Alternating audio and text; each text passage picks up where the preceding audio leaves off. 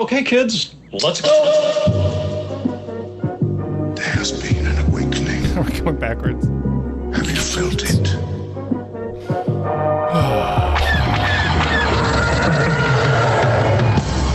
Hello, what have we here? These guys are so funny. Hello. Holy shit. It ain't C3 penis face and R2 dickhead. Hello there. Looking? That's someone you have, I would say. May the force be with us. Fucking A. Good day, Galaxy Rogue Squadron podcast. Thank you for tuning in. We're back. We're back, everybody. Hey, everybody. Everybody. Oh, man. Good times. My name is Mopar. I'm Commander Cody, and it's been a minute, and I'm here, and I'm ready for it, man. I'm ready. Ready? Are you ready? Ready. Yeah, it's good. I'm feeling good, man. I'm feeling good. It's good to be back. It's been about a 2-month break, 2.5 maybe. I can't remember. Time has lost all meaning. But yeah, we're back, and it's feeling good. I like your glasses. Well, thanks, man. I got them for COVID season. Do you like them? Oh yeah. We've got Travis Dunn. We've got Yut Yut in the house. And as always, not as always, we got Tommy Boy up in this bitch. Tommy Boy, read it wrong. special guest up in this bitch. Thought it was Shinobes for a second, which he'll probably be tuning in. He'll make his way. Episode 3. Episode 3000. And Tommy Boy, yes, we did make this shirt. I'm wearing the Lord Malak's Most Displeased shirt. Oh, I didn't even notice. Nice. By popular request from Lord Kerner 14 times every day. Just make the shirt. It's made. Just make the It's shirt. already made. Oh, sure. Well, I would order right now. Oh, snap. How's your quarantine? Well, I guess quarantine's kind of over. It's more just like mask life. Yeah, I guess that's overall the only change that's going on still. The only change to the world. The only change to life as we know it. Oh, sure. Yeah, you got to wear something when you go to the grocery store. That's about it. Well, you're supposed to always wear something when you go to the grocery store. I wear my shoes. Yeah, a mask and socks and nothing else. That's all you need. As long as they can't kick you out. They're not allowed. Yeah. We've got a lot of catching up to do. We're not going to get to all of it, but to give you guys an idea or a glimpse, I definitely want to touch upon the Daisy Ridley interview and the background and or changes during the sequel trilogy. Everybody's automatically pissed, and the fact that she came out and said gave us kind of an insight. People were like, "Oh, no wonder it sucked ass because of this." Like, so we'll touch upon that, but we do have a lot to get to. And I didn't even know about that, so I'm looking forward to seeing that at the end. But yeah, as always, we have a list of like 20 things. We'll probably get to 3 of them, and then 4 new ones will pop up that we haven't thought about. But there's a lot of like Star Wars stuff, life stuff, other nerd areas like DC and Marvel. Not so much Marvel, but mostly DC. But DC's doing some fun stuff, man. I'm excited. I did just rewatch while we were setting up that Zack Snyder cut trailer because you said you didn't like it, and I was like, what? I remember loving it. And what I did get out of my second rewatch of that was heavy Watchmen. Man, was it like very, very Watchmen, which, when you watch the Justice League, how they released it, I got 0 Watchmen, Well, a lot of people said that's why they put that song in there. Yeah, like everyone loves Watchmen, so let's make everybody remember Watchmen and make them excited about this new cut. Yeah. Listen, I'm excited about it. I think it's going to be great. I've always liked all of the Snyder versions of DC stuff. We've raved about Batman vs Superman, even though everyone hates it. So I'm looking forward to it. I just thought it was a weak trailer. It just seemed like a bunch of like, here's what this person looks like now. And here's what this new villain looks like now with Hallelujah in the background. So I just didn't think it was that compelling. Yeah, I guess what I noticed is that it looked like a little more character driven. They got a little more personal. They showed Cyborg in a cemetery at some point, and just you got to have that like pulling on your heartstrings a little bit to really understand what the characters are going through. And I think they completely glossed over that in the version that came out. But a lot of DC stuff to hype about. There was like some Joker comic stuff being released the three Jokers or some oddball thing. It looked exciting. I saw a Dimma post about that. I've never been huge on DC, so I don't really know what's going on. I saw the Batman trailer, and I saw the new Justice League trailer. And what other major news was there from Fandom? I think that's all I knew about. Oh no, there is a new video game, The Knights of Gotham. Yes. Which, if you guys have played the Knights, or what is it? The Arkham series. I'm sorry. Yeah. This one, to spoil it straight off, I mean, if you just have to watch the trailer, you'll know, is post-Batman. Batman dies, so this one you're going to be Nightwing or Red Mask or Batgirl or Red Hood, I'm sorry. Red Hood. Yeah. So it looks fucking awesome, man. It's a different look on a smooth game, I do playing remember game. that now. So. Yeah. Can we talk about how we're opening up a Star Wars show from a break with DC news? Hey, that's what happens. Star Wars is back, guys. Let's talk about Batman. Well, it was fresh because I just rewatched the Snyder cut. Yeah. I'm excited regardless. More DC is good, you know. Yeah. And I don't think, like you just said, I don't think they've been shitting as much as everybody else says they have. Sucking ass. That's what it takes a while to course correct when there's a giant franchise involved. And I feel like in the micro, you don't really notice that. But I feel like, if they're kind of recovering over the past 3 or 4 years, that's not that much time. It just feels like it just feels forever. It just feels super long. They were a little rushed. I mean, Aquaman, Wonder Woman, Batman vs Superman, Suicide Squad, Justice League. I mean, they were just throwing shit at the wall, and I think it's a nice take a step back. They did Joker right, so I think they're looking at what happened there. Yeah. And I think that's what Star Wars is doing too. They're just taking a step back. Mando hit well, so we'll keep doing a couple of the series, but we're really going to focus on making and creating a brand new trilogy. Yeah. But we're gonna, it's gonna take a couple years. So yeah. Well, at this point, I think we're looking at 2022, 23 years until something new comes out. I think at the end of 2022, right? Yeah, I think it. Well, I want to say that it was, but they pushed everything back a year. So we got Star Wars and Avatar. They pushed everything back 1 year. So we got 3 years from this December. They gotta wait until theaters get back to normal. I feel like that's one of the big things about a release is like you can't have a new trilogy in Star Wars, whether it's episode 10 or something, episode 10 or something different, and just have it on like an Apple TV release. I feel like they need the theater element to make it happen.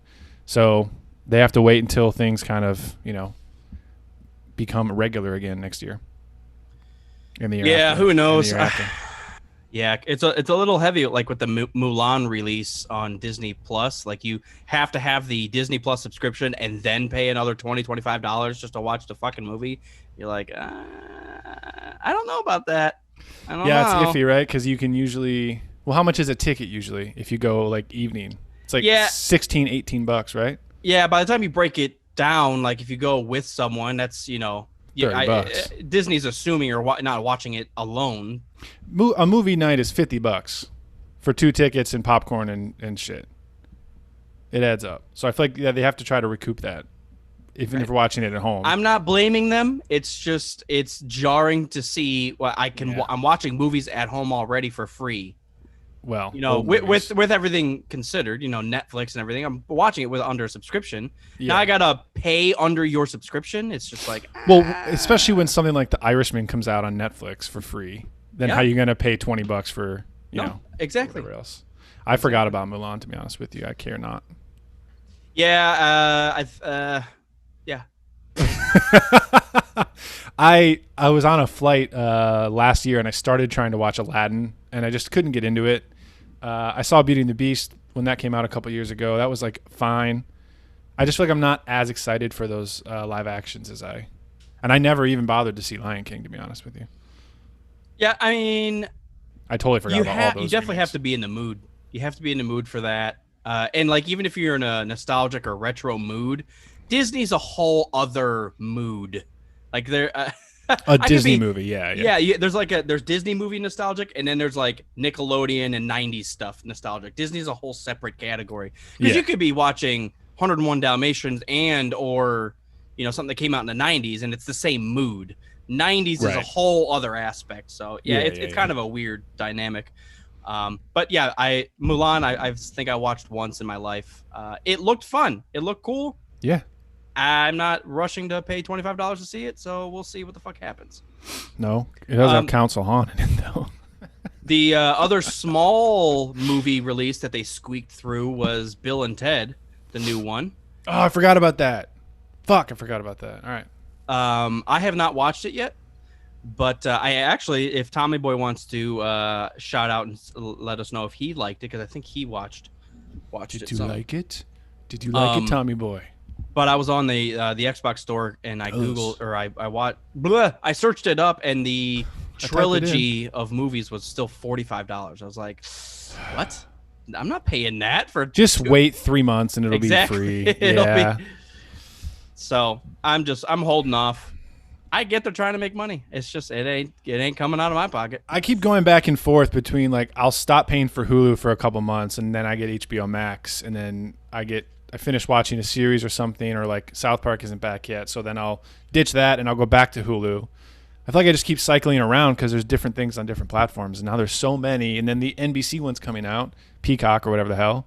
And they're going to take The Office and Parks and Rec off of Netflix, which I'm going to cry about. But I don't know. There's just too many services. You just keep bouncing around. Yeah, my family, we share 3, so I only pay for 1. Nice. So we have Hulu, Disney Plus, and Netflix, but I only pay for 1. Hulu's been trying to crack down on multiple devices and stuff. At least for me. I logged in on my phone, and then I went to log in on my Apple TV, and it was you're already logged in, motherfucker. Tommy Boy says he loved the new Bill and Ted. A little too quirky at times, but fuck yeah. Nice. No, that's that's kind of what I expected.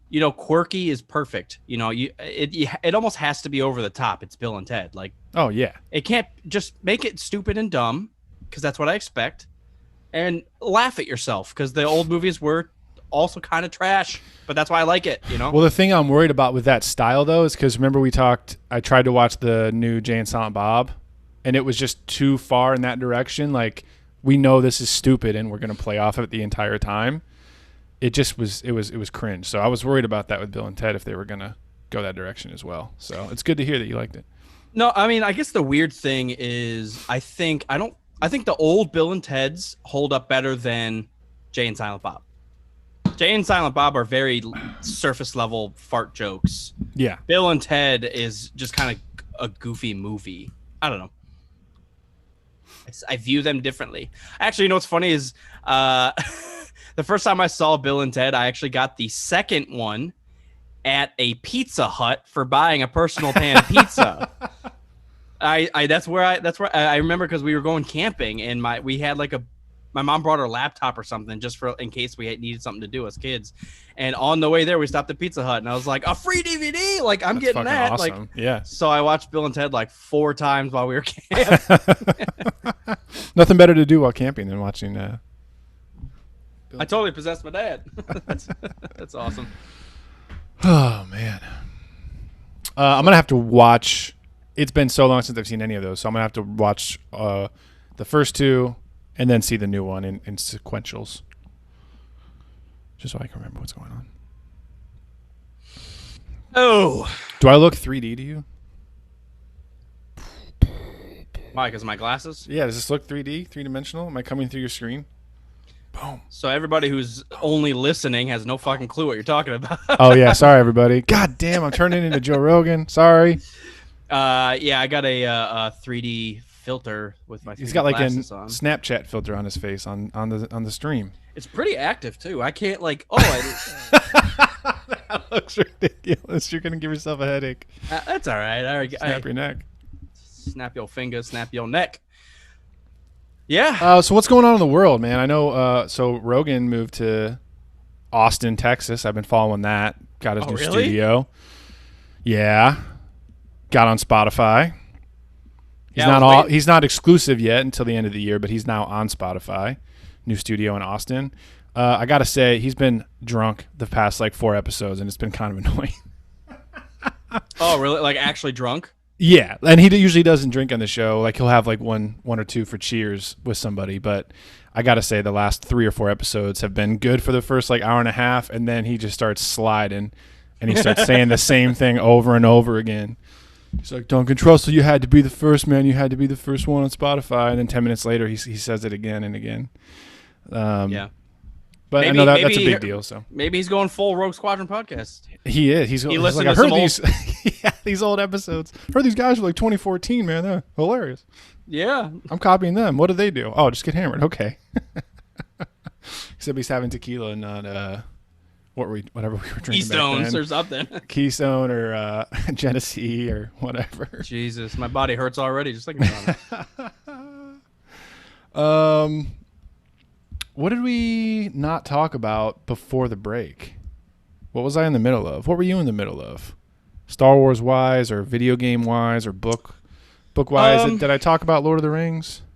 Yeah, I think you did. I finished the first book of the Republic Commando series. Yeah, nice. It was great. It was a simple story that they really delved into. I'm glad you liked it. The clones on an epic level, so it was really good. I'm just scratching the surface of the second one. Again, it just seems really fun, really cool. Point of view from a Star Wars point of view from the clones perspective. It's just fun, man. And their breakdown of like the ARC troopers and how they are basically Boba Fett or Jango's running around like savages and they're hard to deal with. And then you got the clone commandos and it's a cool hierarchy and how they view themselves, and then how the rest of the galaxy views them. Like, you're being used, and they're like, yeah, that's the only reason I'm here. Yeah, it's a cool dynamic. Yeah, I was watching something on Star Wars Explained, and he was just raving about the Clone Wars and how they took what was seemingly like a super one-dimensional character, being the clones. Like, they're all the same person. How could you get interesting at all? And throughout the series, they made them so unique and diverse and interesting. And I thought Republic Commando did a good job of that. First, before they scrapped it all, they're both good in different ways. But I do have a soft spot for Republic Commando. Probably a nostalgia factor, but very good. No, it holds up greatly. That's good to hear because it's been a while, yeah. I mean, the saving grace is that they're humans. Regardless if they're clones and they all look the same, they're all going to have different experiences. They even have different commanders that teach them young in their training, so they have different quirks. They have different experiences. If their squad goes down and they're lone survivors, they're going to have like regret and crazy shit that they got to carry with them. So it's just like they're just a fuck ton of people that look the same. That's literally it. Outside of that, yeah, it's not like the Kaminoans took away their emotions or anything. It is weird that they do limit them, well, and understandably, but it's almost like they outgrow those limitations simply by being human. So right. Well, that's good. Are you planning on continuing through the whole thing? I mean, I bought the rest of the whole series on Amazon. Yeah, so I'm in the second book. I'm probably only like 50 pages in. But yeah, I'm not driving through it like the first one. I mean, I blew through the first one in a weekend, which is the fastest. That's the fastest I've ever read a book. even faster than the Harry Potters. But with all things said, those are super long. Oh yeah, they are, but they're super easy to read. But yeah, that's what I was doing. Gaming wise, I'm just kind of jumping all over the fucking place. Currently back into Fallout 4. So interesting. That's where I'll leave it. Definitely jumping all over the place. Such a great game. Such a great game. And there's everywhere you look, there's something new. Yeah. I think I talked about Lord of the Rings last time. I finished that, and then I started back on Game of Thrones. So I am about halfway through the third book, Storm of Swords. I've been reading a couple chapters and then going to the show and watching an episode. I'm trying to stay ahead of the show. Wait, what are you talking about? Oh, Game of Thrones. I'm sorry. Yeah, I'm trying to. What do you think I said? I was like on the Lord of the Rings thing so hard, and then Lord of the Thrones. The Thrones of the Rings. Game of Rings. Ring game. It's the Go Olympics. Ahead. It's a so fantasy confused. book about the Olympics. Game of Rings. No, I've been trying to read a little bit and then go back and watch what I just read on the show and just kind of see how it lines up. So it's been fun. It's been interesting. That is one area where I'll get super snobby and say that the books are better than the show, for sure. In Game of Thrones? Yeah, there's just more opportunity to... Because you get in their head. Every chapter is from a certain character's point of view, and it swaps back and forth. So, like, in the show, they have to make up a scene where Jaime Lannister tells Brienne everything that he's thinking and feeling about being called the Kingslayer and everything. Or in the book, that's just happening in his head, so you get that story or that backstory. But it's been interesting.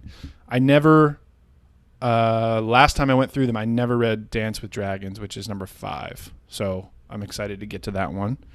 And then hopefully by the time I finish, we'll have a release date for 6. I don't know. Everyone's still waiting. It's been like 10 years. So we'll see. So that's what I've been going through. Enough years, man. The Thrones. I'm so immersed, man. I love the universe. The world building in Thrones is so deep. Yeah, it's we actually started rewatching the series from the first episode. Yeah. We're still, I think we're at the end of the first season. So we kind of came to a halt. But admittedly, the first 2 episodes, I was like, doesn't really hold up as well as I wanted it to until it really started pushing through. It felt really like daytime TV-esque. I don't know where I'm going. I don't believe you. It was like the first and second episode. It was kind of cringy. What? I don't know what it was. But I'm offended. But yeah, pushing probably just because like a pilot is always harder to do because you can't spend as much to build everything that you want. So yeah, exactly. Yeah. And it was just a tad clunky, and I don't think everybody exactly knew their characters, and it felt a little clunky. Felt a little daytime TV, but we got beyond that, and people are being murdered, so it's great. Yeah, it just gets intense, man. I'm a fan. So that's what I've been reading. I haven't picked up my controller in forever, so I haven't played anything. But I guess we can chat about Squadrons a little bit because I didn't realize. I guess I forgot that it was the beginning of October when that comes out. I was thinking like holiday, so I was like a couple months off. But we're only a few weeks away from Star Wars Squadrons coming out. So hopefully that will force me over to my Xbox. It's sitting back there. It's collecting dust. It's a paperweight. What do you want to say about Squadrons? It looks good. I mean, go watch yourself. Go watch some trailers, man. Go watch yourself a trailer there and see what you think about it.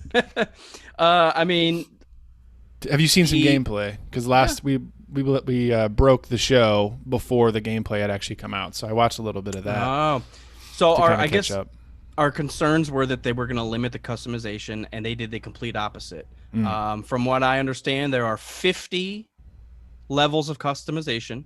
Yeah. From engines to hull to speed to lasers to different missiles that you can use to like bonus upgrades, different. I mean, everything you could ever imagine, and that's exactly what I fucking want, to be honest. It's almost like they took everything that's in the X-Wing miniatures games as far as like upgrades and add-ons and like put all that shit in there. There's just so many options. Which that's exactly what I want. I want to be able to create my own ship and run it, and then once I get good with that ship, let's start with a whole nother one, or change my setup. Hell yeah! And they said like you'll play off each other so much in this game, so it looks smooth. It does look tough. They don't have looks very hard. Yeah, it doesn't have like the targeting of the Starfighter Assault and Battlefront, so it doesn't give you that lead eyeball to shoot at. So. It's you're literally just blind shooting at ships, and you got to lead yourself or do whatever the fuck you need. So. Yeah, it looks like they did incorporate a lot of like flight simulator style mechanics to it. It's not as easy. It's not like an arcade game. One thing I didn't realize until I watched the gameplay is that it is in first person, so you're in the cockpit the whole time. There's no like toggle back and forth to third person, which is interesting because that affects like you think of a ship's stats and everything. Is it fast? Is it light? Is it heavy armored? Shields? But the cockpit and like how the ship is built plays a huge piece as well because you can't fucking see things around you if you're in one of those big hulking ships. Yeah, just like a regular vehicle, you have blind spots, and if you're in a bomber, you look to your left, you're like, well, I don't even fucking see him over there because there's a big wing in my way. You're like, that's just the other half of my bomber over there. Well, what's over there? Oh, it's me. Great. So that should be interesting. No, I think it forces you to play the fucking game. It's not gonna baby or walk you through the stupid shit. So just fucking play it. That's admittedly, I would probably have played it third person. I prefer that, but fuck off and play the game. But it'll be nice to. I always loved seeing the variability in the cars in Forza when you went to first person, like how the inside of the car obviously was modeled just as beautifully as the outside. So I always thought that was interesting, and you could see your guy turn, you could see your guy shift whenever you did that in first person. So yeah, it'll take some getting used to for me, but I've never been that good at flying games, so it'll definitely take some getting used to. So maybe I'll play support ship or something. Yeah, I mean the support stuff. The support stuff looked fun too, like just targeting and locking on and defending and boosting shields and like, oh, dude, it looks awesome. It looks fun. Shinobi's just mentioned here too. It's cross-platform play. Yep. Fuck yeah. Yeah. So, and there was, baby.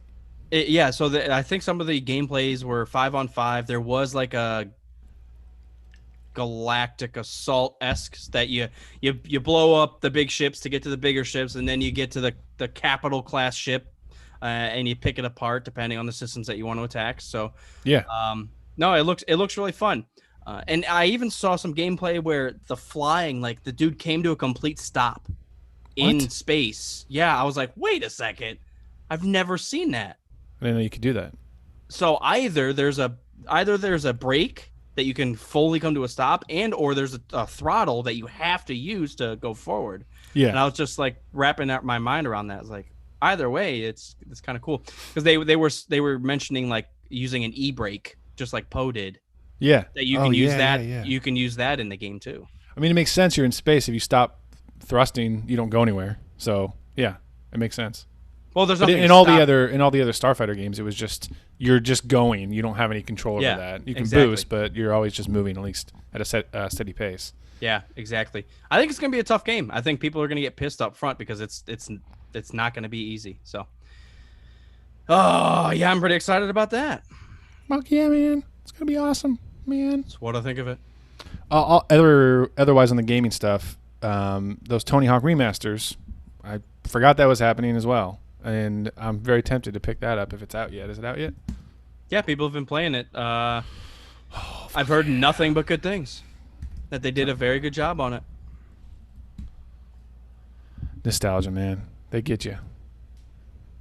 Yeah. 96%, brah. Literally, all they have to do is update the graphics. Keep the game the exact fucking same. Yeah, that's true. Like, add some, like, fun Easter eggs in it, update the graphics, and I'm fucking fine with it. I'm just checking out the site really quick. Yeah, available now. They're promoting on PlayStation. I'm assuming it's on Xbox too, right? I would assume so. I hope so, or I'll cry. Damn. Are you crying? Not yet. I haven't figured out if it's on Xbox yet or not. I'll check it out later, but... yeah, you know how I be. I always say that on the show all the time. I take breaks. I go through waves. I'm not in the gaming mood right now. Sorry to cut you off. It is available on Xbox and it's only $40 brand new. Oh, nice. Glad they didn't go to 60. Good. What's with that too? Squadrons is $40. Now that this is 2 games in one, while it's just a remake, it's nice having it only be $40. Well, I feel like they're trying to preemptively compete with like that Google Stadia thing, which is going to be like a subscription, and then the games are like all free. I think. I mean, not free, but like you pay. It's like Game Pass. Like you pay a subscription, and you have X number of games that you can play until they get taken off. So they're probably just trying to compete with that. People aren't going to spend $60 on a game when they can spend $8 a month and play whatever they want. That Game Pass is really nice. I just don't use it enough. There is a lot of, well, just like any streaming service, there's a lot of bullshit in there. But, I played this like Surviving Mars game. It was so weird. And I was like, you know what? It's fine that I'm not like in love with this game. Just setting up a station on Mars and I had to like land this rocket and it was just really goofy. I don't know. I was like, fine. It's fine with it. That's fine. It's fine. It's fine. We're all fine here. How are you? Thank you. That's cool. I also saw that Rob Zombie released a steelbook of the whole trilogy with Devil's Rejects, House of a Thousand Corpses, and the new one, which I don't like very much. Wait, you saw the new one? The Three from Hell? Yeah. Yeah, I thought we talked about that. I thought it was like fine. Oh, okay. Yeah, I mean, I think that's probably something worth getting. I would like just like collectors just to have the steelbook. Yeah. Yeah, I mean, I think I have House of a Thousand Corpses, and it's like standard edition. Like it's below. Holy. Yeah. Suck on a dog's titties for all I care.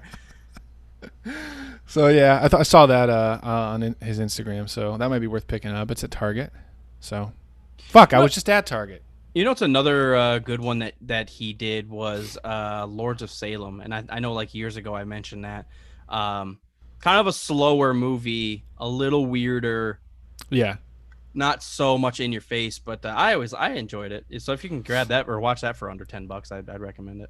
I never finished it. I think I was telling you every time I tried, I would always fall asleep. And I thought the movie was putting a spell on me. I kept falling asleep in the middle of it. It does feel like that because I watched it at like midnight. It does feel like that because it's very witchy Salem, like, and you see this girl start off very happy, you know, and then she kind of slides into this weirdness, and it's pretty fucking creepy because you feel like you're sliding into it too. Right. Yeah. It does pull you in, so it's fun. Well, shit the bed. What hell? What kind of exclamation is that? Instead of hey everybody, how you doing? Well, shit myself. That was like ridiculous when we saw that for the first time. I was like, what? Just accidentally left the DVD on for too long, and he just pops out and starts swearing at you. Like, what? You don't pick one of these motherfucking options. I wish things did that these days. I sound like an old person, but like, yeah. You know how Netflix, when you're scrolling through and it just plays like trailers, as soon as you hover on something for like half a second, it starts playing the trailer. It'd be nice if they played like little bonus features or like menus or something like that for movies and TV shows. Dude, it's the Will Smith effect in NBA Jam. Like it's in there for no reason, just because. Fuck it. Like that. It's that whole idea. Like let's go outside of this movie. Let's go outside of this game and just put something in there that doesn't make any fucking sense, just for the fuck of it. Just why not? Will Smith in NBA Jam. Or even if it does make sense, it's still fun. I remember when I got the whole Star Wars set right after Revenge of the Sith came out. Maybe it was the DVDs even before Revenge of the Sith was out. But I thought the menus in that were so interesting. Like there's a whole scene of the movie and like it pauses when Luke's X-Wing lands on Dagobah, and then the menu is like built into that scene. And things are moving around and you can see like things moving in the water and R2's beeping and the menu's like built right into that like live scene. I thought that was so interesting. That's how the Blu-rays are. At least my Blu-ray set. Yeah. Because if you put in like Revenge of the Sith, there's actually like 5 different menus depending. I mean, it's always random. Like shuffles. Yeah. Sometimes it's Mustafar, Anakin landing on Mustafar. Sometimes it's whatever. Yeah. Grievous coughing or something. Yes. But yeah. So, anyways, do more stuff on the streaming stuff to make it differentiate yourself. Please. Entertain me. While I'm trying to pick between one of your million movies that I don't want to watch, I want to be entertained. do more. Speaking of Disney Plus, Mandalorian's coming out soon. They released some images. You want to look at them? Yeah. I haven't seen anything yet. I saw a few. It mostly just looks like people have new outfits, which is cool. Mando, as long as Cara Dune's in it again, I'm signing up. As long as her shirt is not too covering. Keep it tight. That's a Kerner thing to say. I'm turning into Kerner, everybody. All right, let's get the screen popping. First look at The Mandalorian. Let's take a peek, everyone. Let's see if we can get away from these ads and take a peek at the photos. View all. Nice. Here we go. Can you see this, Moper? Yep. Very cool. Rogue Squadron. Hey, that's us. So let me jump into some theories here, or let me just based off the first pick. We're already going to theories, huh? No. So I was listening back to one of our older episodes, probably from months ago, way back. You mean the last episode? Yeah, one of them. We were discussing how there was news about like Boba Fett being in it, and he loses his armor, and somehow he gets it back, or something or another, something like that. And my mind started reeling, like, the show's just called The Mandalorian. Like, potentially, this dude right in front of us might not be The Mandalorian. Maybe we're wrapping this all the way around that The Mandalorian is actually Boba Fett. You don't reach around, huh? And that's where we're getting to. I don't think there's any need for Boba Fett to come in. It'd be a nice cameo, but like there's no. They've established such a character with Pedro Pascal as a Mandalorian. Like, I'm cool with that. We don't need to. What's the word? What's the Rian Johnson word? Fucked. You don't need to subvert our expectations and like make Boba Fett the main character. It'll be nice enough to have a cameo with Tem, and that's all we need. Fine. Well, correct me if I'm wrong. You were just talking about how you were happy that Star Wars was getting away. Was creating new characters to follow. No, I listen. I still stand by that. I like the new stuff, but to throw us for a loop, because I guess the issue is they're throwing Ahsoka in here, like. Okay, and then there's a baby Yoda that, potentially could be a clone of Yoda, or I don't know, however the fuck they want to explain it. Yeah. And, there's some hard ties in here, but I thought that there were rumors that, Boba Fett was going to show up on screen, and this was going to be the first storyline of him surviving the Sarlacc. And Boba Fett's not really even that relevant of a character for how big of a name he is in the Star Wars universe. We don't see him do anything. That's why he's so interesting. He gets because introduced. He's not that interesting. Right. Well, I mean, to be fair, there's like two scenes with him, where he gets introduced and where he dies, and you're like, well, what the fuck character was that? Like, yeah, it's like the mainstream content of Boba Fett is nothing. The aura and the style and everything surrounding Boba Fett is fucking awesome.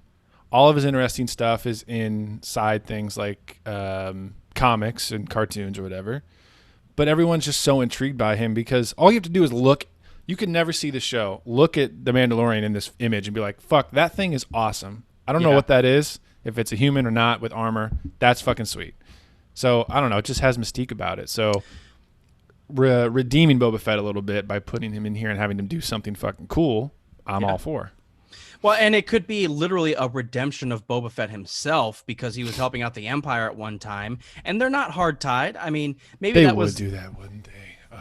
Maybe that was the appeal of Boba Fett originally. He was seen as an evil character simply because he was hunting down Han Solo. Yeah, but he was just in it for the credits, and you literally see that played out in Jabba's palace. That he didn't even want anybody killed. He was just getting paid by Jabba. And helping out the Empire all on one, I'm sure he got double paid, really, if you look at what happened. So you double retired? Jabba paid him and the Empire paid They him. would do that, though. They would, like, have a storyline where Boba Fett gets redeemed. And, he's actually a good guy this whole time. You just misunderstood. Well, I'm wondering, because you already see kind of a redemption of the Mandalorians where they start waking up in the Mandalorian series, where they start, this is the way with our culture is not a part. Our culture isn't hiding in the dark and just doing bounties. There's so much more to us as warriors and, our culture that they need to express themselves. Well, yeah, it's all going to be tied over with the Clone Wars and Rebels. The Mandalorians are everywhere. So correct me if I'm wrong, someone that's listening, but the last I heard, we know Tamara Morrison is in the show, but we don't know if it's Boba Fett or if it's Rex or a clone or something. That's the last I know about it. Maybe that's what we were discussing because he was. If he's going to show up as Boba and Rex would be 90 or both, maybe. Like Brennan says in the chat, Rex would be approximately about fucking 90. Yeah. Although Boba, well, that's because of his advanced aging, because of his clonage. That's clonage. Clonage. Okay, cool. So he's just hanging out on like the rhino horn. What do they call that? The horn beast. Mudhorn. Mudhorn. Yeah, it's a cool sigil. It absolutely what's is. His it's name a again? fucking badass horn. Din, Lord Din of House Jaren. Din Djarin. With the Mudhorn sigil. It's gonna make me scroll one at a time through each of these. Okay, your standard smoke show. Standard smoke show, just leaning against the pole there. It's an ad. Carl Yeah, Weathers. he's looking salty. You know what? He's looking regal. He looks like he came into some money, man. He's loaded. Carl, I like the character of Carl Weathers. I forget. I like the actor of the character. I like the character of Carl Weathers too. Carl Weathers. Who do you play? I play myself as Carl Weathers in Star Carl Wars. Weathers. I'm an actor in the Star Wars universe. Oh. He's the badass with a chip on his shoulder and never got his way throughout life. But now he's helping out this Mando that seems to be changing things. I feel like he was stuck in the same employment, all this bullshit with the bounties as Din Djarin was, and with him and Din being at odds, throughout the Mando series, but coming together at the end, it's his way out. Let's team up. Apollo Creed as Carl Weathers. Yeah, I'm so interested in the fact that he only popped up at the very end of the first season. Like he's the main bad guy. Moff Gideon. I assume there's someone above him, but him having the Darksaber is very intriguing. Who's above them? The Empire's gone. Who's above a Moff? Come on. Well, he's probably the highest ranking Imperial left in the whole galaxy. You want to really get into it? Kind of. Emperor Palpatine. Yeah, but he's like a corpse for a while. He's not. He's not making any moves. He's maybe the Emperor's slowly trying to mold to the back of Gideon's head, and he's going to float around like that. Like Harry Potter? Mm-hmm. No, not like Harry Potter. Tatooine. Speeder bike. I like the little accessory pouch for a Baby Yoda. It's like the back of a Harley where you put like an extra pair of clothes and you just stuff the baby in there. Hopefully you don't turn too hard and he pops out. Secured. Fall over. Do you want your speeder bike with a seat? How do you feel about Tatooine? We're going back. I think it's fitting. I haven't. Listen, we complain about desert planets all the time. First of all, I mean, it has the Star Wars aesthetic. I'm not going to disagree with that. I just thought, come on. For, I guess my argument would be, for the setting, for the characters, a backwater desert planet would be perfect. Like, let's get away. The Empire is still the Empire. They're struggling and they're broken, but they're still fucking out there. So let's not be like out, doing stupid shit right in front of them. Like Coruscant, we should probably stay the fuck away from. Get the fuck away from the Imperial capital. Yes. Yeah. I mean, it has the Star Wars vibe. That's where everything started. I get it. I thought Mos Eisley in the first season was great though, and maybe that's enough. Let's go see some new shit. So, you know what But we also did leave that cliffhanger on that one episode where they killed that bounty hunter, and then you see somebody with the boots walking up to the corpse. Everyone thinks that's Boba Fett, so we got some unfinished business on Tatooine, maybe. Yeah. Tatooine. I'm wondering what they're going to do. I'm really hoping that they find something, an item, a lightsaber, someone on Tatooine that really leads them to like Ahsoka. Something's left. What if there's something from Kenobi left on Tatooine? He spent a lot of fucking time there. Yeah, he buried a bunch of fucking treasures. He got a treasure map. Drunk Kenobi's treasure map takes him to the wrong place. It leads him. You answer all the clues correctly. It takes you back to the cantina. Back to the cantina where he bought his death sticks. You get a free drink. The drug gives you free beer. Hank, the death stick guy. Oh, man. Baby Yoda classic. I still can't believe how popular Baby Yoda was in like within 5 seconds. That they did a Baby Yoda. It is very shocking. Because they have free. It's not a move. It's not like a big box office movie with a $400 million budget. They're just like, fucking yeah, it's a Baby Yoda puppet. Throw that shit in there. You know what? If they don't like it, we'll kill it in the next season. I mean, I'm torn on. I love it. I love the risk. I love that they put it in there. But again, like this is such a fresh, brand new thing that like they could have put anything in there, but it had to be a Baby Yoda because everything connects in Star Wars because that's why we like it and hate it all at the same fucking time. All right, moving on. Jesus. The beautiful thing about it is, though, is Mando is your first introduction to Star Wars. I mean, I guess you probably know Yoda from a pop culture thing, but like, you don't know the mystique behind Yoda as much. So it works even if you're brand new. So in the chat, people are chatting about who that potential footsteps up on Tatooine was. Cad Bane was never confirmed killed in that. I mean, I'm telling you one thing right now. If my favorite character wasn't Ahsoka, it'd be Cad Bane. Yeah. It'd definitely be Cad Bane. Such a cool character for a non. Like, the character doesn't need to be that deep. He's just a bounty hunter, but they made him very clever, very well-rounded for just a simple character like that. I like it. I like it too. And to see a Duros not be a whiny bitch is always good. Also, for him to like go hand to hand against some Jedis and like talk shit while he's doing it, you're like, I need to see more of this dude. Yeah. Whatever he's doing, put him on screen a little bit more. That's what Boba Fett's supposed to. That's what we think of Boba Fett doing, is what Cad Bane does in Clone Wars. Yeah. So that'd be interesting. Yeah, we'll see. One of these days, we'll see it. So yeah, I'm very excited for Mando season 2. No trailer yet, which is interesting. Yeah, I don't know what they're holding off on. You know what I was kind of thinking is maybe they were planning a release for some sports thing, and that sport thing was delayed or pushed off or something happened, so they were kind of holding off. Football starts today, right? I guess today would be the day. Where's our fucking trailer? Yeah, man? I mean, football started on Thursday, and most of the games were today. So yeah, maybe it was happening right fucking now. I don't know. God damn, someone update us. Send it to me.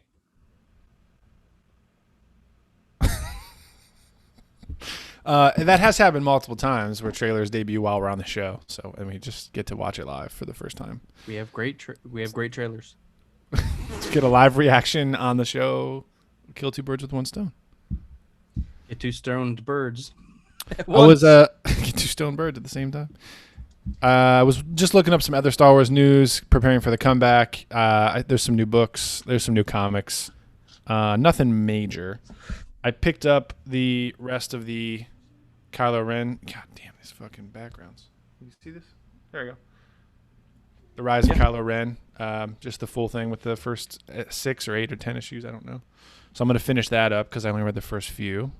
And that's the one that starts with him at the Jedi Temple and it burns down and he goes and sees Snoke at that garden. Yep. Yeah, that garden planet thing. So that'll be interesting. The other comics and stuff is stuff that I wasn't really into. I noticed some weird thing about Vader teaming up with one of Padme's handmaidens to try to investigate how Padme died. Yeah. Which seemed like, I don't know. People were saying like that it was actually pretty good, and I was just like, I felt the same way. Vader should be murdering all of those people and just be. I was so confused. Everybody was like, "Oh my god, this is great!" I kept rereading it, like, "Are you sure? What the fuck is happening?" Like he went to like pull the tomb apart to see her, and then this droid was like, "Wait, I found a marking. We should leave now." And then they just walked out. I'm like, "Wait, what the fuck is actually happening?" It's just the thought of all the old Nubian people teaming up with Vader and not killing him, and Vader teaming up with anyone other than himself and not killing them. I don't know. It seemed, maybe I'll read it one day. I don't know. When it's done, maybe I'll get a plot summary. Yeah, I thought maybe it was pulled out of context, but I was like, I kept rereading it. I was like, I have no idea what the fuck people are liking about this. Brandon said Padme was sad because no trailers. She died from lack of trailers. Lack of trailers. Obviously. There's Padme's dying right now because no trailer. Do something about it. The only other thing that we probably didn't talk about because of the break was they're doing a new Star Wars Holiday Special Lego edition this holiday season. So that'll be interesting. That'll be perfect. It'll be good. I'm telling you right now. Better than the original, that's for sure. Well, God, the original one's so... even just for... once a year, just get drunk and watch the Holiday Special. It's worth it. Yeah, it's that like... It's so bad. It's good-esque, but I always get halfway through it, and it gets to the point like I can't watch this anymore. There's just parts where the stormtroopers are just walking around like kicking Lumpy's toys. Exactly. Just like, what's happening? They're torturing this little Wookiee. Post porn scene, I usually tune out. That's the first thing. I know. They introduce Ellen DeGeneres, and then the porn scene happens, and then I usually tune out. Oh man, so that'll be interesting. Yeah, all the Lego stuff is so well done. I'm sure it'll be great. It'll be fun. All right, let's get into some drama shit here. I love drama, especially Star Wars drama. Especially since you have been out of the loop, because I've heard nothing but people shitting on everything. It is concerning to say the least. I tried to re-loop myself, but I didn't hear about this, so I'm excited. You gotta get looped. So Josh Gad, who is low-key one of my favorite people alive, yeah, did an interview. I don't know what show, or it looks like it was on ABC or maybe on the Kimmel He's been show. doing a streaming thing, I thought, lately. Yeah, it looks like it might have been a part of the Jimmy Kimmel show. But Daisy Ridley was discussing Rey's parents. Of course she was. All right. So hold on. Hold on to is your butts. Is there an article or a Hold on to video your you want to butts. reference? All right. No, I got her quote right here. All right. So, let me scroll up. Wrong quote. Wrong one. Okay, right here. So, quote, at the beginning, there was toying with an Obi-Wan connection. And then it really went to that she was no one.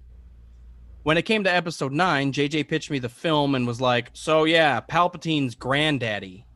Like your granddaddy. Then 2 weeks later, he was like, yeah, we're not sure. So she might still be no one. So there was a lot said there in 2 or 3 sentences.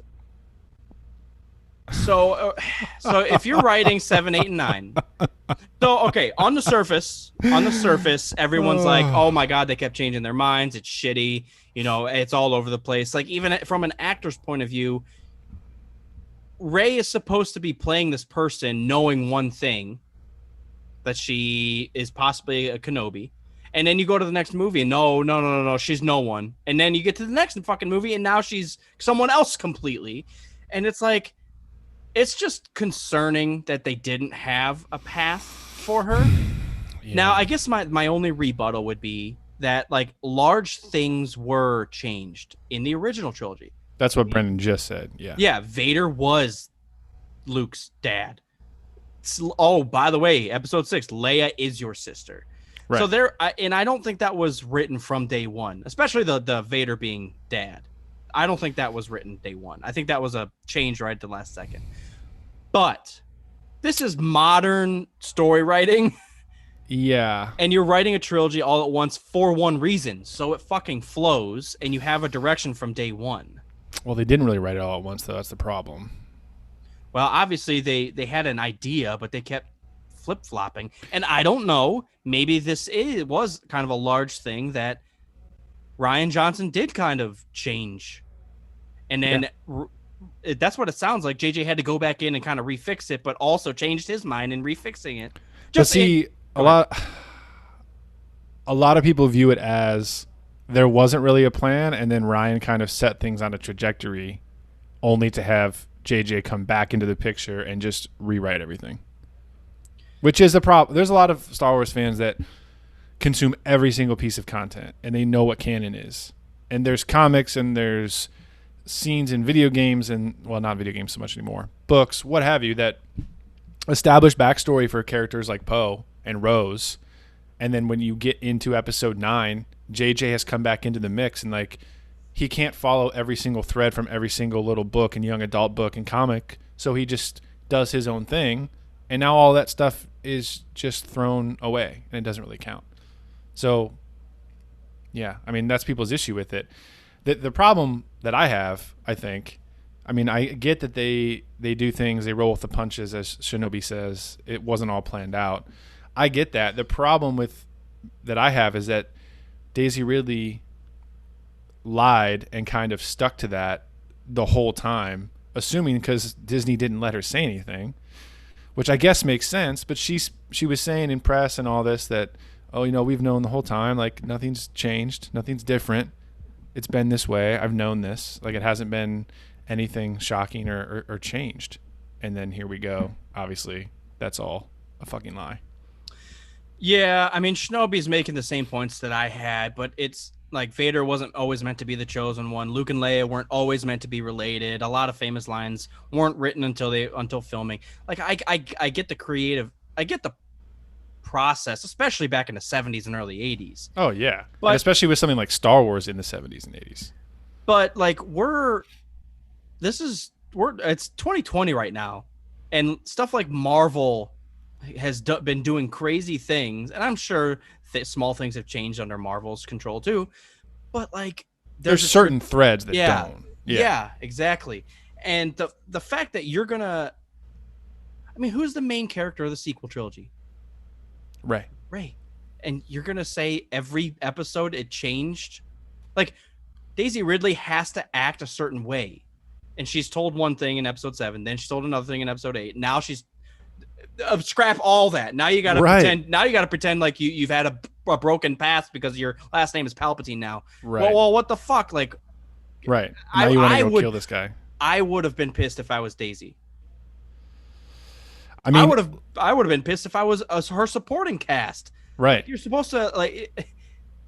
Well, think about the whole thing of Poe being a spice runner. That's just thrown in out of nowhere. Like, that wasn't his past. He's been like a rebel fighter the whole time because his parents were rebel fighters, and now he's like a spice runner all of a sudden. Like, what? No, that's a valid point too. They were talking about like the new Poe book. It was written to kind of tie that into Poe's already established backstory somehow, and like kind of mesh the two. Let's just say, first of all, I guess not first of all, but still, Daisy Ridley did a fantastic job in all 3 movies trying to handle all of those changes and everything with the story and with the character choices and with whatever JJ threw at her. I mean, she put on an amazing performance the whole time.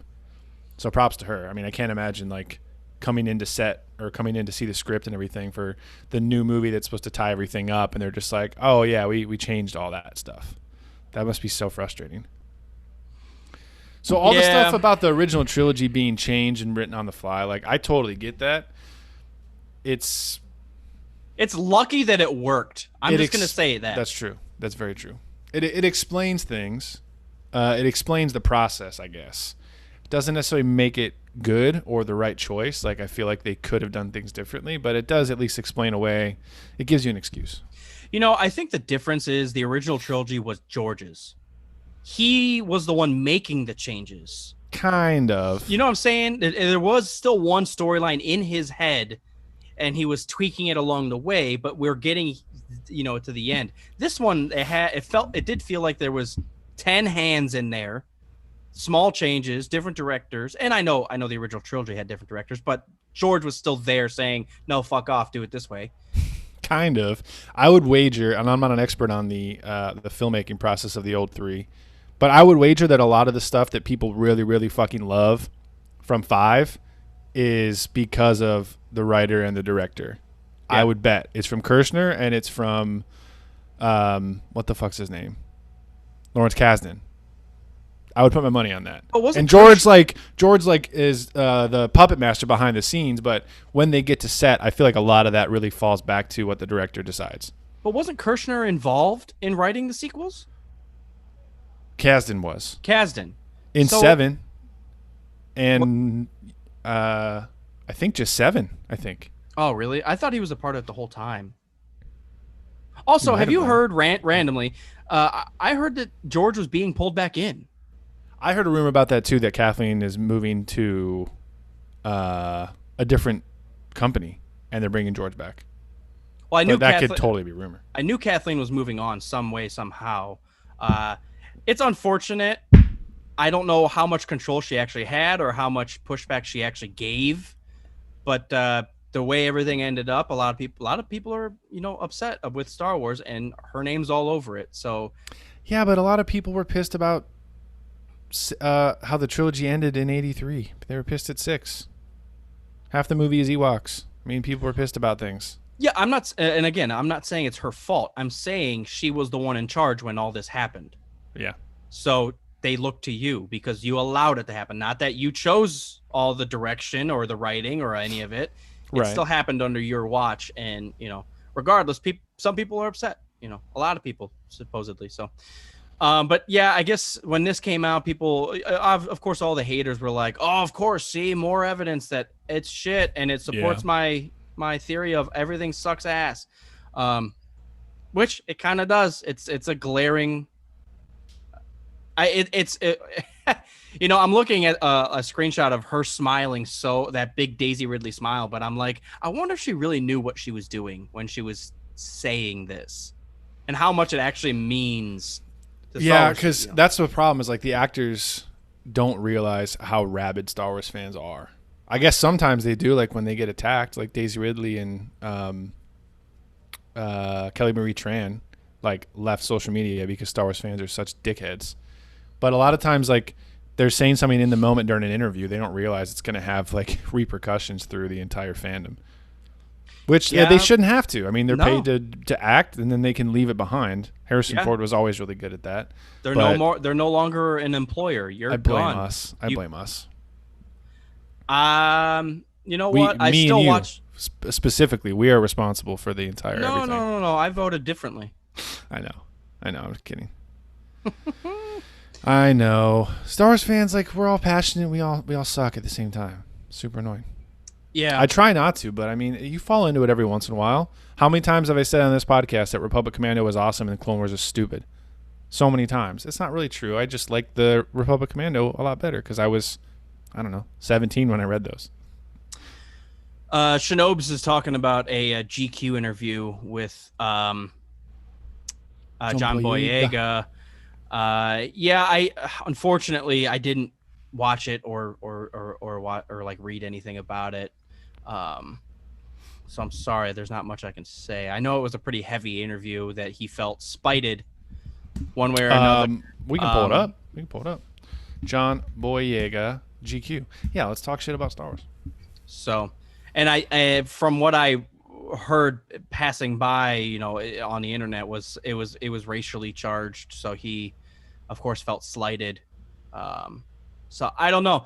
I was kind of wrapping my head around like the writing process and the creative process and trying to cast certain characters. And I was wondering how you felt like if you are writing a movie and you have one character that you see that like Finn, let's just say Finn. Like I see him being played by a black actor. Or the other way around, Luke, I see him being played as a white actor. Yeah. Is that wrong? Or like are you limiting yourself? I was kind of just wrapping my head around like, I mean, your vision is your vision. Mm-hmm. But if an actor comes in and absolutely kills the part, then you should probably go with that actor regardless of everything, appearances or whatever is involved. I don't know. I'm just wondering, like, as a creative mind, I don't know how much leeway I would give if I've already envisioned a character one way. Well, things are different nowadays. I guess you really have to consider that a lot more closely than you would have back in the day. Yeah. It's also just weird in Star Wars because it doesn't take place on Earth. So it's just a little strange. I mean, I guess humans are the most popular species in the galaxy. So how many variations of humans are there? I mean, I guess the same way that you have Twi'leks are the second most populous. So you have green, blue, gray, whatever, colored different Twi'leks. So I guess it's the same kind of thing. Yeah, I don't know. And again, I wish I had read the whole thing or watched the video. But, everybody's going to have their opinions. I don't know what the creative process or the creative thinking was behind bringing John Boyega in and or limiting the role of Finn. Because like Shinobi says, Finn was originally meant to be more of a main hero, which he feels, let's see, to add to the nonsense of what happened to John Boyega. Apparently, Lucasfilm was looking at replacing him mid-filming. Joosh.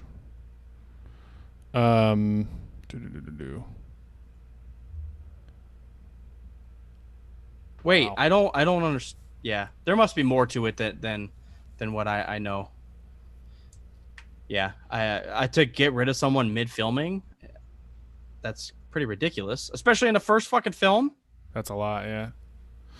Yeah, I see. Here's one big bolded quote on the GQ thing. It says, here, I'll just share the screen really quick so you all can see what's going on. If you're watching the stream, that is. It says, you don't see one black person in Lord of the Rings. I ain't paying money to always see one type of person on screen. We can ruffle up some feathers. That's just a poll quote from the interview. Yeah, I mean, it's especially weird in things like, Lord of the Rings, Game of Thrones, because is it based on kind of old medieval England? I mean, how do you make that nowadays and appease everything that you need to think about? It's complicated. Yeah, I guess. Very complicated. Yeah, it's even hard to talk about, to be honest. Like most films are going to be filmed in the United States, which they're minorities for a reason. You know what I'm saying? Well, what'd you say? Not Star Wars. Star Wars is filmed in the United States. Edited? No. I mean, Lucasfilm is here, yeah, but it's mostly filmed in London, except for when it's on site at in Endor or the desert or whatever. But yeah, most of it, Pinewood Studios is in London. Yeah, I don't know the creative process behind it and casting and the ideas of who they pick. Like obviously you want the best actor or the best fit for the character, but if I don't know. Like your point to the game or the no black people on Game of Thrones. Yeah. We're getting into dangerous territory. I mean, I don't know. Like I said, if it's based kind of, I think Martin has said a lot that Game of Thrones and even like the map is based on England. So, I mean, back then, honestly, that's what it's based on. I don't know. I feel like right. Is it accurate to the region or is it? I mean, it's fantasy, so you don't really have to follow it. But if he's kind of basing it on the medieval times, then yeah, I don't know. I don't know either.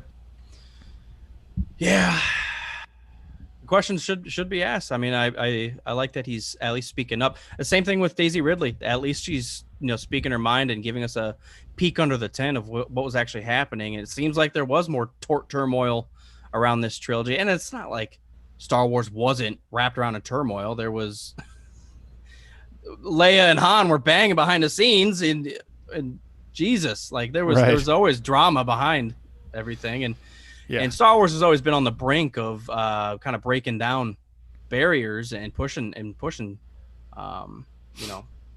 current things. But yeah, I mean I feel like in Star Wars they have the liberty to do whatever they want because it's in space, so there's no Earth, there's no specific races and minorities as far as like subsets of humans. So yeah, the fact that Finn's black shouldn't matter at all. It's awesome. It shouldn't affect anyone as far as thinking like who's a stormtrooper, who's not, what is the race of humans in Star Wars supposed to look like you can do whatever you want. It's all good. Well, I wonder if he felt like he was chosen because he was black. Like we have an all white they made cast. a point of it. Yeah, we have an all white cast, so we need we'll make Finn the token black guy in our movie, so that's why we will pick John Boyega. Maybe that's how he felt somewhat slighted, like he was only chosen because of that. I don't know. I need a summary. I need to read that whole article actually, and then talk. With more exactly. There was we didn't add anything to any of that. Yeah, sorry, Shinobes. We just spitballed for a few minutes on nothing. But no, it's it's relevant stuff to the times. So I like Finn, man. I like John Boyega. So I thought his character was. I mean, of all the things that you could say about 9, I really liked how Finn came into his own. The fact that he's force sensitive is cool. It's not like groundbreaking, but it's cool. Leaves potential for future stories, whether it's comics or in movies. So that's interesting. The fact that he's in charge, he's a general, like a code general with Poe, is cool. Well, he took over the rogue stormtrooper from Han. Mm-hmm. Like that was Han's background, and we still kind of see that in the Solo movie that Han was a stormtrooper at one point. Yeah. So he's picking up that legacy of Han Solo. Mm-hmm. Yep. Yeah. Now that the whole sequel trilogy is ended, the actors can say whatever they want. They can actually say how they feel. You know what I mean? Right. Right, which is going to throw more drama because you're going to get. It's like being on a football team. Everything's fine until you leave the team, and then it's like, oh yeah, that guy was a dickhead. Michael That Jordan's guy's yeah. Yep, exactly. So, I know you said football, and I said Michael Jordan, but I've been watching The Last Dance, so whatever. Yeah. Are you keeping up with it? Well, there's 10 full. I think I'm on episode 6, so I'm halfway through. Yeah. It's not as good as everyone was saying, and I'm a huge fucking basketball fan, but it was definitely interesting to hear his thoughts in the nostalgia, man. 90s, dude. It was funny because I'm not as into sports now, but I forget how obsessed I was with all things sports back when I was a kid in the 90s. So so our buddy Steve, Revenge of the 90s, check them out. But they did a Space Jam episode, and they were talking about the Last Dance documentary in there. So that kind of spurred me to go watch it. I started watching it. And then when I was home last weekend, I was looking at some old pictures, and I was like, I'm wearing a fucking Bulls jersey in like every photo when I was 8 years old. I forgot how obsessed I was with everything, with basketball and baseball and all those other sports with the balls at the end. But yeah. So I'm halfway through that. It's worth a watch, especially if we're into it back then and or just a basketball fan now. Yeah, definitely worth a watch. And obviously I was a kid then, so I didn't know like the full weight of like how good the Bulls were and how good Michael Jordan was back then. So it's really interesting to see like everyone's come up in college and how they change and like the first teams they were on, and like Rodman used to be on the Pistons. I didn't know that, and that rivalry that they had, I didn't know anything about that because I was too young. So it's cool to see all those more historical things in the doc. You know what I didn't realize, and just probably simply because I was so young, I knew that his dad died. I didn't know he was fucking murdered. I haven't got there yet. Spoiler. It's okay. It had me to happen like 20 years ago. But yeah, spoiler a little bit. So when they were going, really? I thought you said episode 6. Maybe it's that late. I'm about to start episode 6. Oh, that's probably the first thing you'll see then. Okay, good. But yeah, like that's a major fucking plot point in the story of Michael Jordan. I did not realize, because I knew he left basketball because his father died. I didn't know he was fucking murdered. Doesn't it switch to like a murder mystery for a little bit? For like an episode, yeah. Oh yeah, so yeah, that's probably right where I am. Brennan says would always wear Ben Quadranero's jersey as a kid. That's good. What? I want a Ben Quadranero's cosplay. That's what I want to see at Celebration. Dude, that would be a great cosplay if somebody could just have E.B. Endicott, just a whole weird fat clown. Yeah, just a whole squad of all the pod racers. That would be so awesome. It would. We gotta wait 2 years for that shit, man. Longer than that, years, man. No, I mean for Celebration. Oh, I'm talking about a goddamn movie. There have been Obi-Wan stuff coming out. Ewan McGregor has been still just teased though, right? Yeah, Nothing I guess solid. But he was mentioning that he's more excited to come back to Star Wars now than he was making the last 2 movies, which would have been Episode 2 and 3. Interesting. But that was I don't know if it was taken out of context, but I was surprised at him saying that, because I feel like Episode 2 and 3, maybe it's just the timing. And still rumors of Lando coming back, right? They want to do a Lando series, but nothing's slated really yet. I haven't heard that. Darth Nihilus Black Series figures coming out, says Shinobi. That's cool.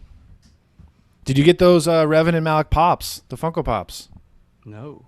Oh, bro, those were so... All right. I still got James Hetfield. That's about it. Oh, yeah, you're not a collector. Whoa. You're not a goddamn collector, Mopar. Nah, the Revan and Malik figures came out over our little break. Very fucking nice, man. Very fucking nice. Yeah, classics. Yes. Gotta have them. Dude, I love that they make those. That's Do awesome. you have it? Oh, yeah. Really well done, too.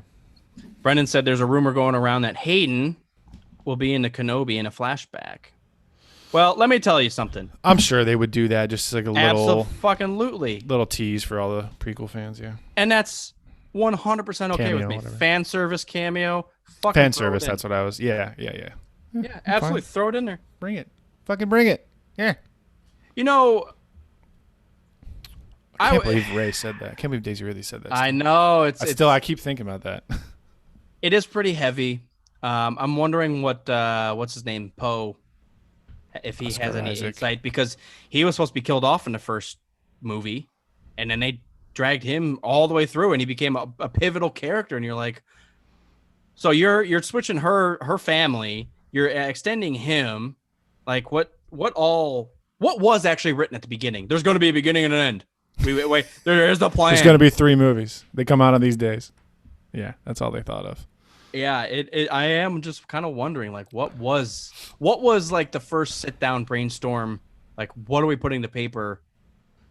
Ray, what's the end result? Redemption, Bendemption? Maybe that was like the one thing. You know what I would love to see? Yes, probably all the stuff. Yeah, there's no controversy over Kylo. Like, no one's mad about Kylo's arc. They're like, oh yeah, that makes sense, Kylo. You know what I would love to see is a documentary about the making of the sequel trilogy.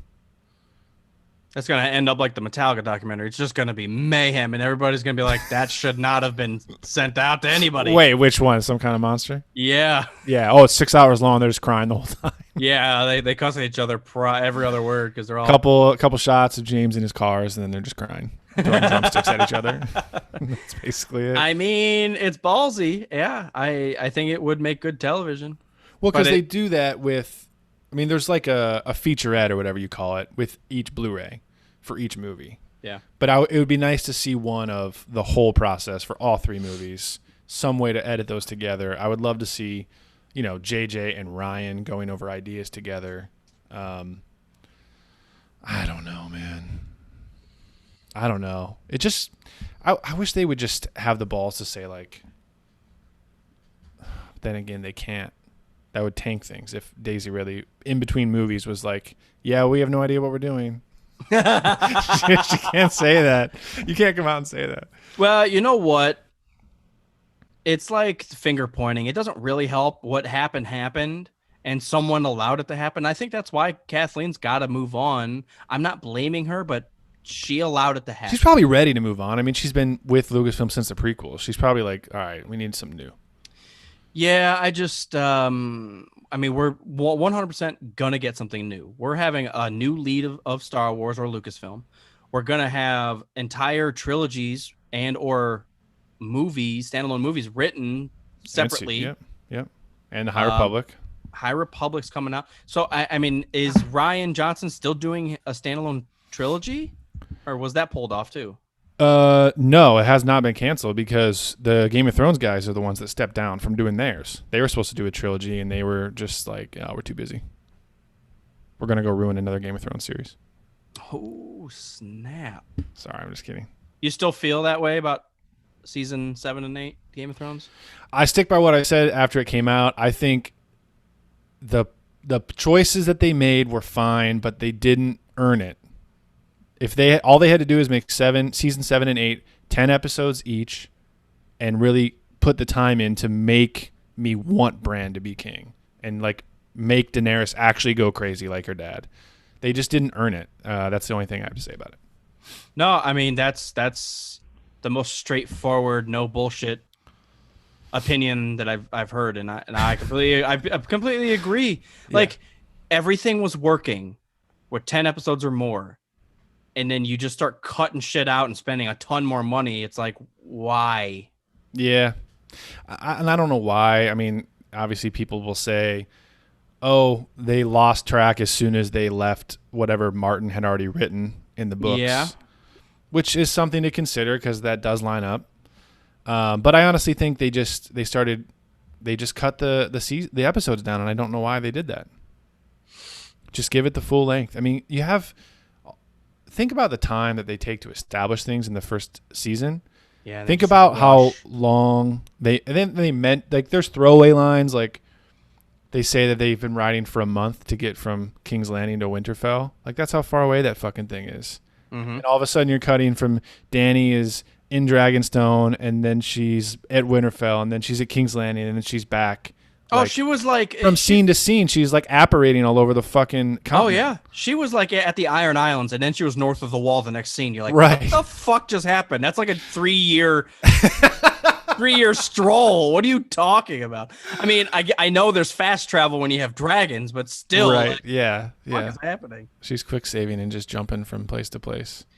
So that's it. I mean, they just need. That's why I'm very, very excited about the books because one, I'm curious to see what Martin actually intends for the ending, and two, even if it does line up with the show, like maybe he told them, and maybe that is actually what happens. It's going to be great to actually earn it through the book, and I guarantee the 6th and 7th books are going to be like 2,000 pages each. It's going to be madness. My biggest issue was Dany's downfall. She just got pissed like one episode, and you're like, yeah, we got to kill her off. Look, she's mad. And you're like, what? Just talk to her. No, I got to stab her. It's written in the script. I mean, the seeds are planted for that, but yeah, go ahead. And then, God damn it, Frodo Baggins with the three eyes. Bran. Most boring king of all time. It literally was like, yeah, Bran should be king, and Bran's like, what? That's not what I want. But, what do you think I came all this way? Oh my God. That's the most boring king ever. He's just gonna sit there and be like, "We need money for the feast." Like that's it. I've had a vision. We're all going to die. I had a vision. More chickens, please. Raise the taxes. Yeah, I thought they put too much on Bran's plate. Like the whole three-eyed raven thing was already too much, and it's kind of mystical, and he doesn't know, and he can control it sometimes, but sometimes it controls him. And then they're like, yeah, just give him the crown too. Fuck it. And I was like, whoa, this kid is unstable for how even keel he is. He is highly unstable. It's because there's no development of him in the last season. He just sits at Winterfell waiting to get attacked by the Night King. Yep. And then they leave him for 3 episodes, and then he's the king. I guess the biggest issue is like he didn't earn it at all. I know he struggled, but there was like not even a want or a need to become king. Right. And then they're just like, oh, someone's got to do it, so fuck it. Yeah, it's weird because you think someone with his powers should be the advisor to the king. Yeah. Like someone that sits there and is like, oh, I'm seeing all these visions. Like we need to interpret them. Here's what we should do. And just be in it, like giving people advice. Like he doesn't have any charisma to be the king, to lead the people. Yeah, that's what I was like, oh, of course, somehow, some way Jon's going to end up king. Like even though he doesn't want it, he is the best for it. And I thought maybe that was going to be the realization at the end, like, yeah, I had to kill my own goddamn wife and do all this stupid shit and go through all this, but I guess I am the best. Choice. People listen to me. Yeah. And even though I hate it, it's kind of that like Vader thing. Like I am the best at killing younglings, so I might as well do it.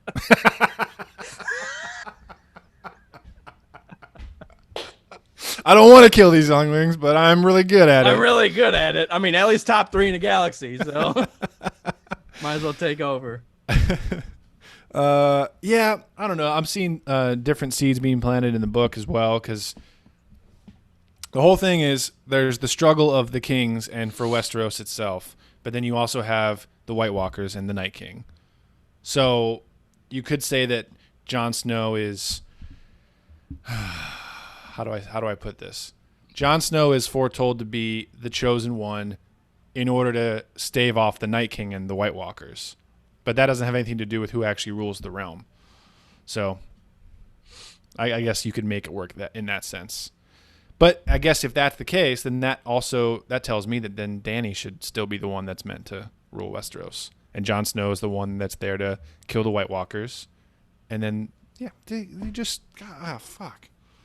God, man, I'm in pain talking about it now. Let's talk about the things that they did right, though. I love that Sansa took over the North and she broke away from the Seven Kingdoms. I was like, perfect. Yep. That's Killed awesome. Littlefinger, yes. Arya finally got out and just, is kind of still continuing her growth as a character and just breaking off. And she's not going to be, while she like claimed she is Arya Stark, halfway through her growth.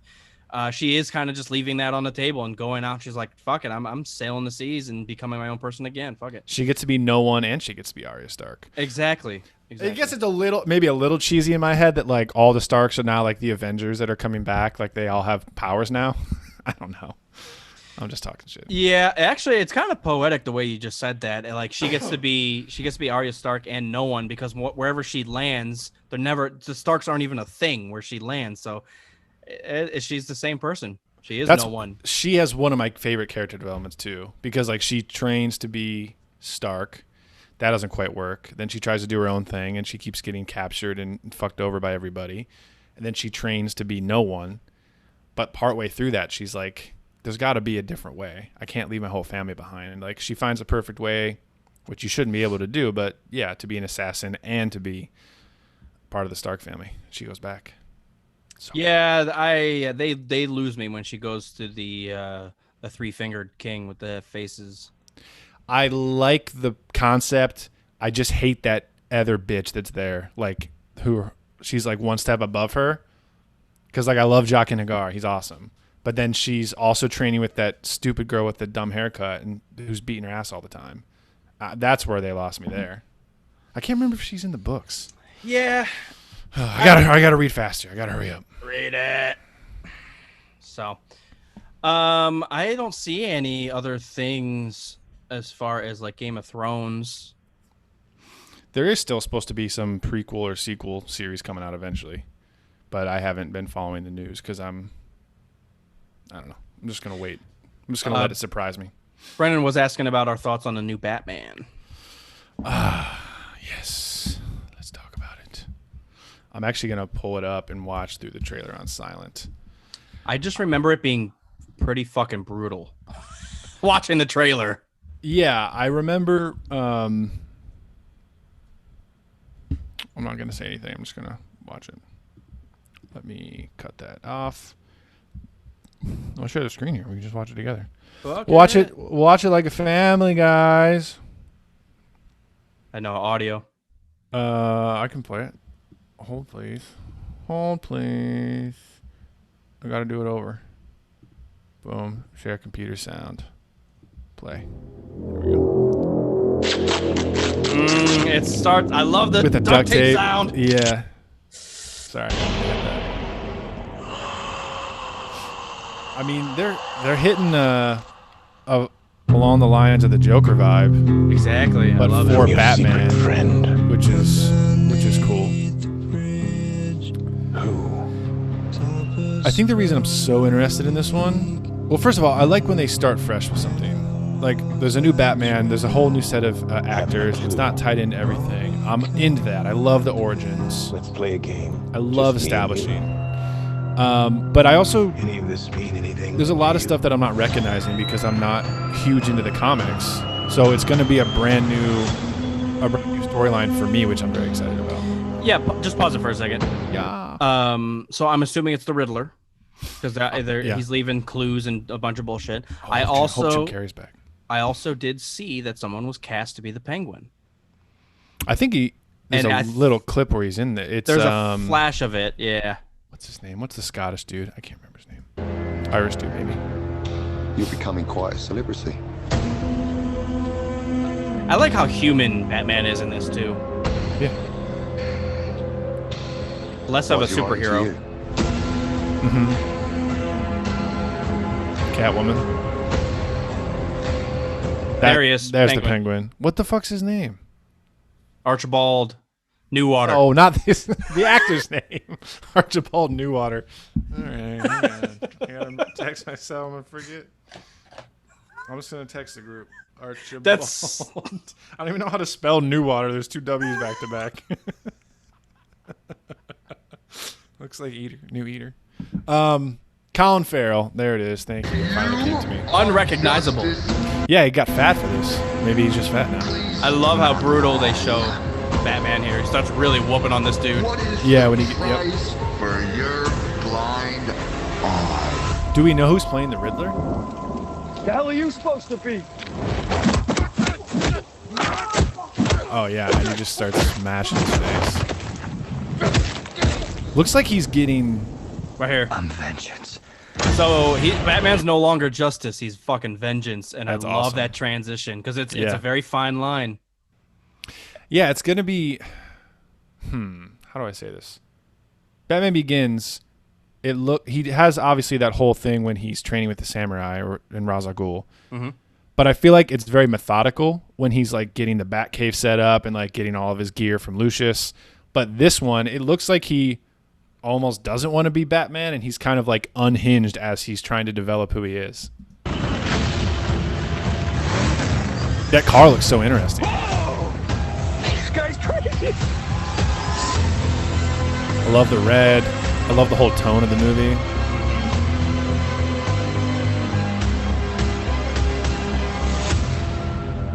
You're part of this too.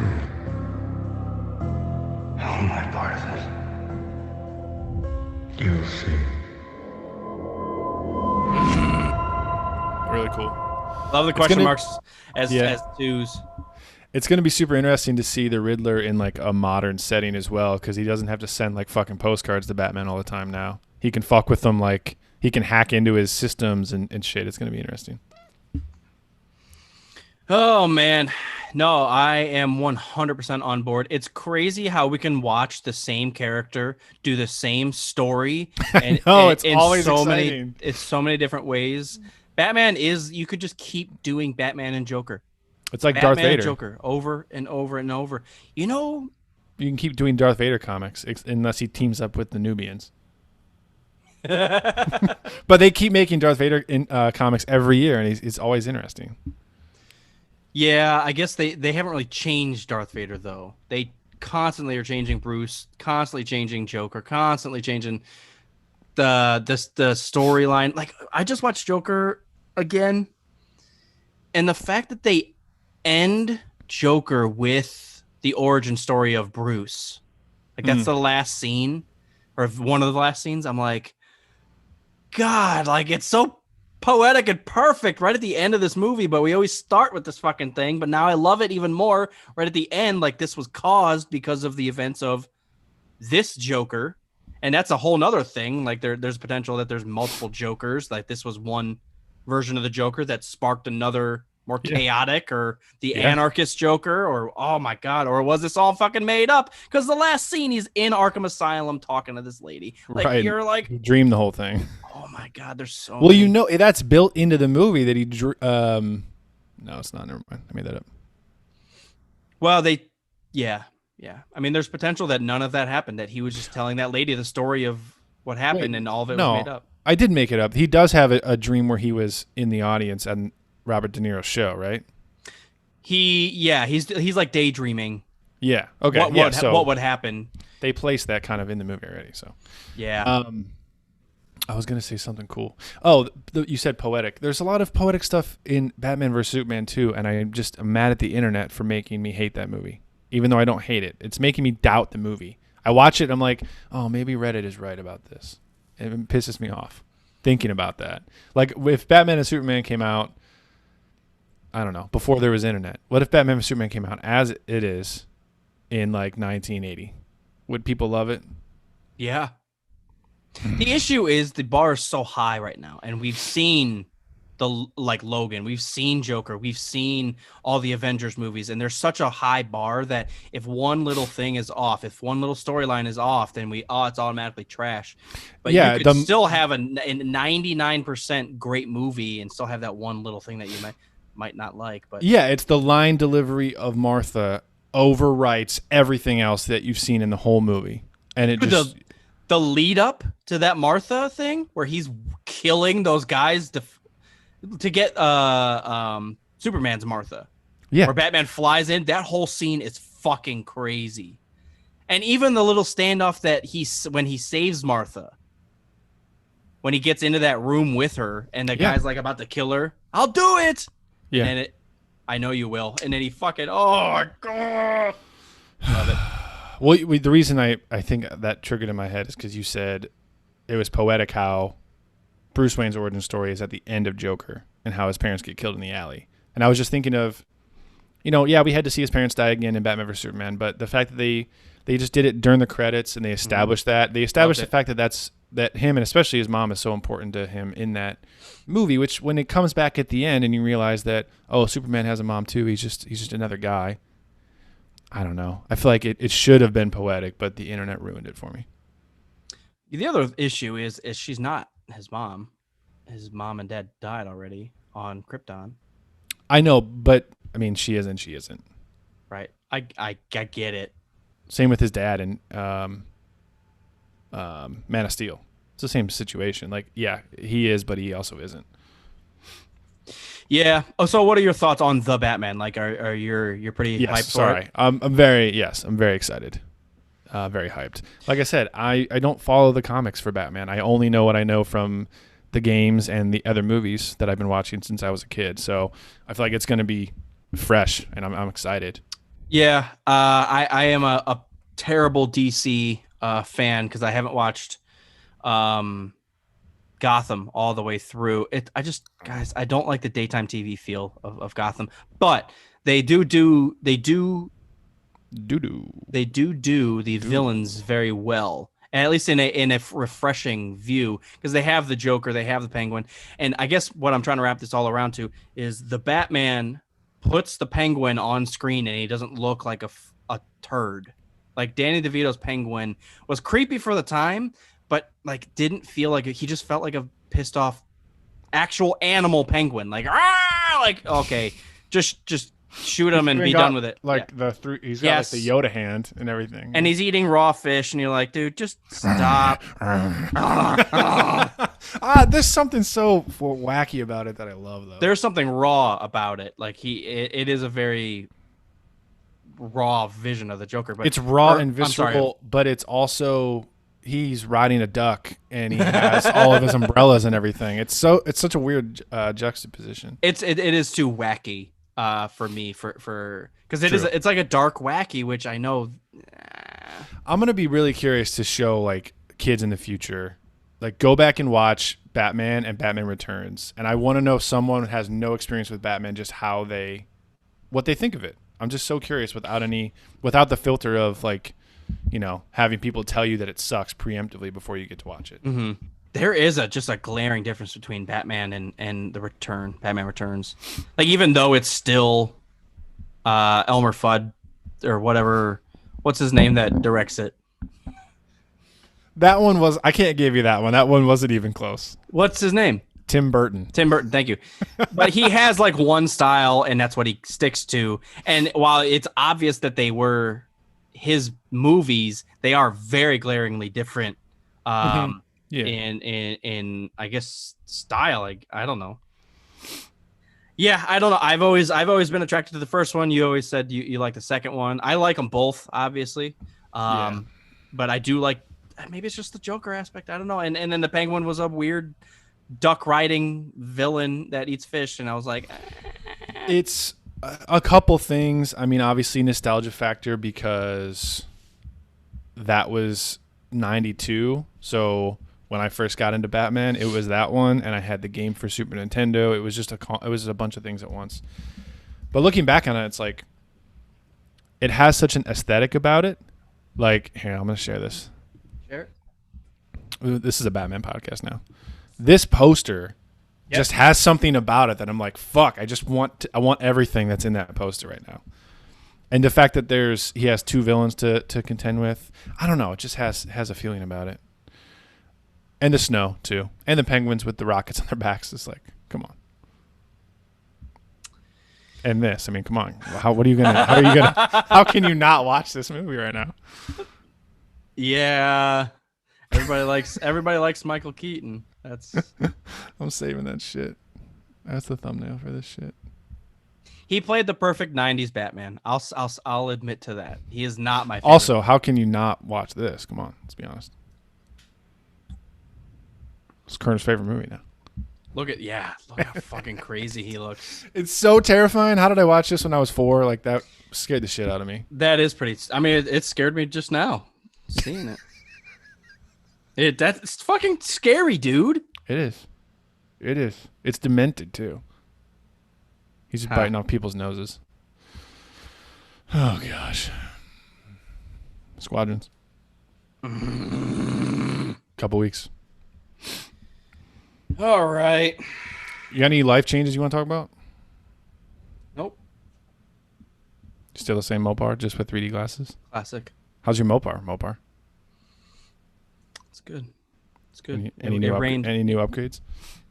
No, I'm happy with it right now. I'm happy with it. It's maybe some small stuff in the future, but a couple of weekends ago, I took it out and beat up on a Lexus, and then I beat up on a Beamer the other day. And Beat up on? What do you mean? You crashed into them?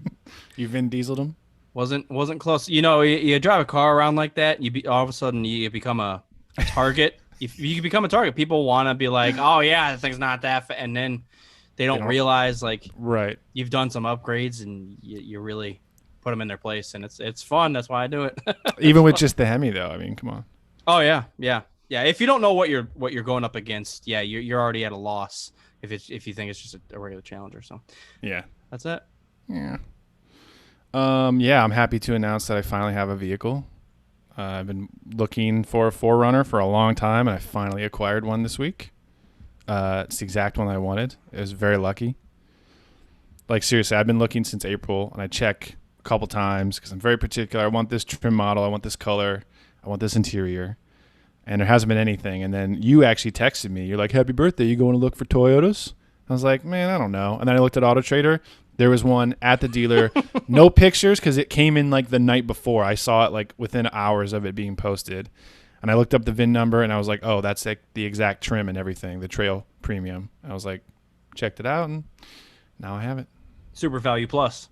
Super Value Plus. Super Extra. Yeah, they added too many names on those trim models. It's like Super TRD Extra Trail Off-Road Edition Pro.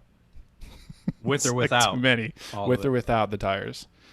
So yeah, I'm happy. I am looking for a name because it's white. So I was thinking Ghost or like Dire Wolf or something like that. It's Have to I name was it something.